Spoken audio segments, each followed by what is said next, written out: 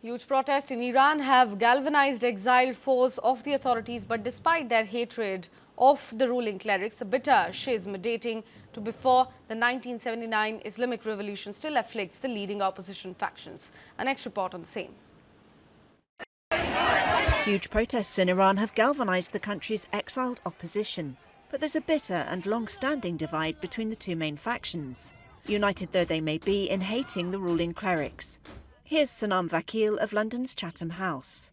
I would say that Iranians are relatively unified in seeking the ousting of the Islamic Republic, but not clear on what comes next or who comes next. On one side are monarchists supporting Reza Pahlavi, son of the ousted Shah, and on the other a more organised leftist group, the Mujahideen-e-Khalq.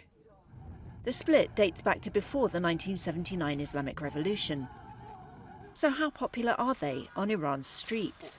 It's hard to gauge how much support either faction has inside Iran, and whether they could shape future events.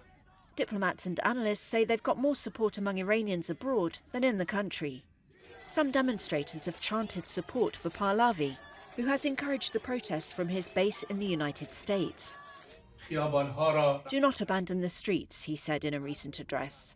"My heart is with you. I know that I will soon be by your side." Pahlavi has praised US President Donald Trump's, quote, readiness to help. But the absence of a unified opposition has complicated international approaches to the protests.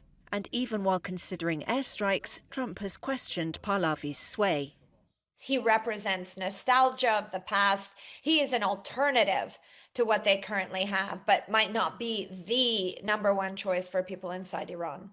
Iran's last Shah, Pahlavi's father, was a close Western ally who framed himself as a modernizer while resisting democratic change.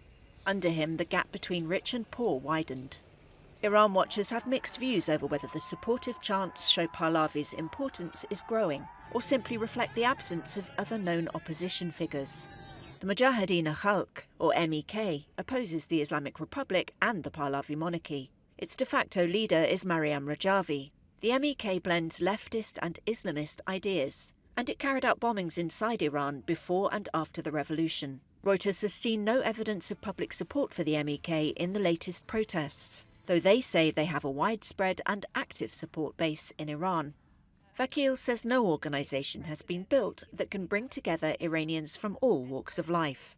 Iranians in Iran are, I think, not just looking to the diaspora for their future. They're the ones that are suffering inordinate amount of physical, emotional, and economic pain.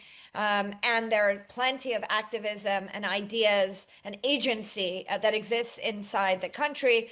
But many Iranian opposition figures and leaders are in Iran's jails.